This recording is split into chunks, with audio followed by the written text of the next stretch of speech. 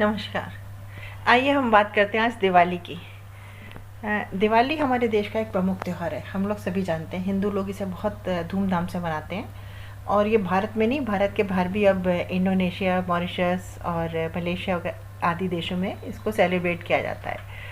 तो दिवाली शब्द का ओरिजिन, इसकी उत्पत्ति संस्कृत से हुई।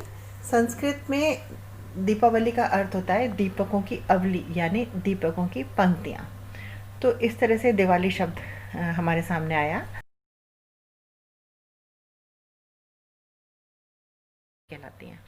तो जब राजा राम 14 वर्ष का वनवास भोग कर रावण को हराकर युद्ध पर विजय प्राप्त कर कर बहुत सारे राक्षसों का वध कर कर जब अपने वापस अयोध्या लौटे, तो अयोध्या वासियों ने घर पर, द्वार पर, दरवाज़ों पर, सड़कों पर, सभी जगह घी के दीपक जलाए और अपनी खुशी का मनाया। इस तरह से उन्होंने अपनी खुशी का इजहार किया।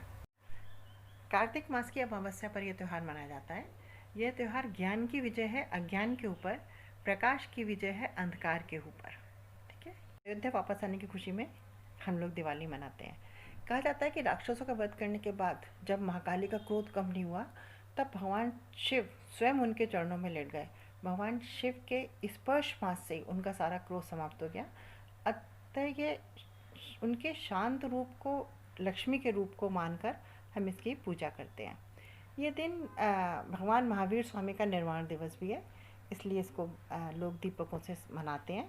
गौतम इसी दिन उज्जैन के राजा विक्रमादित्य का राज तिलक हुआ था और उन्होंने फिर विक्रम संवत की स्थापना भी की थी, इसलिए ये दिन हमारे लिए बहुत महत्वपूर्ण है। इसी दिन अमृतसर में 1577 में स्वर्ण मंदिर का शिलान्यास हुआ था। और दिवाली के दिन ही सिख के छठे गुरु हरगोविंद सिंह जी को जेल से रिहा किया गया था। इसी दिन महर्षि दयानंद सरस्वती जी का निर्वाण दिवस भी है। और हमारे जो पड़ोस का देश है नेपाल, वहाँ आज दिवाली के दिन से नए साल की शुरुआत करते हैं।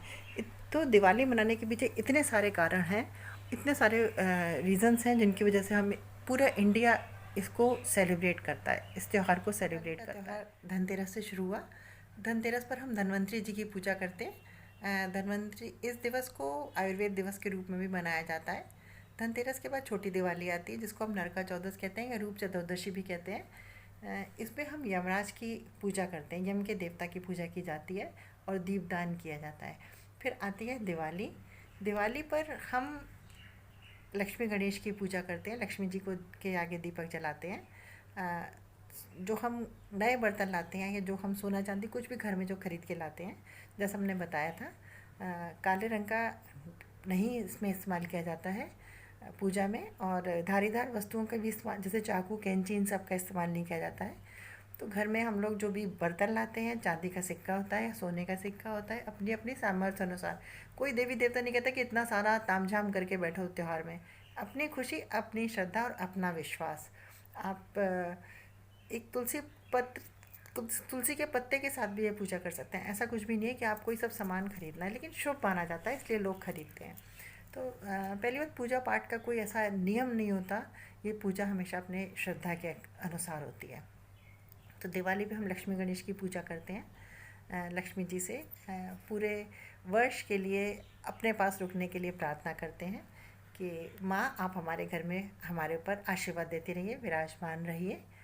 और अपने द्वार को, मुख्य द्वार को स्पेशली सजाया जाता है रंग बिरंगे फूलों से या कागज़ की कटिंग से। द्वार पर अल्पना बनाई जाती है, बहुत स्वादिष्ट व्यंजनों का भोग लगता है और पूरे घर को दीपों से सजाते हैं।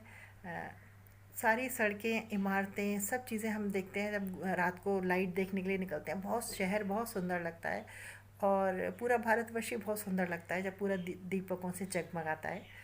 और गिफ्ट्स भी इस दिन देने का, आदान प्रदान करने का नया नया बन गया है कि इस दिन आप किसी से दिवाली मिलने के लिए जाते हैं तो गिफ्ट लेके जाते हैं या वो आपको रिटर्न गिफ्ट देता है। ये सब हमारे बनाए हुए नियम है। ऐसा कुछ त्यौहार में ऐसा कुछ ज़रूरी नहीं है।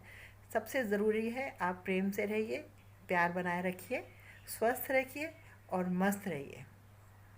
दिवाली की सबसे बड़ी शुभकामना यही है। दिवाली की रौनक देखते ही बनती है। जहाँ भी जाओ हर बिल्डिंग जो है वो डिफरेंट डिफरेंट कलरफुल लाइट्स से जगमगा रही होती है, रंग बिरंगी लाइट्स।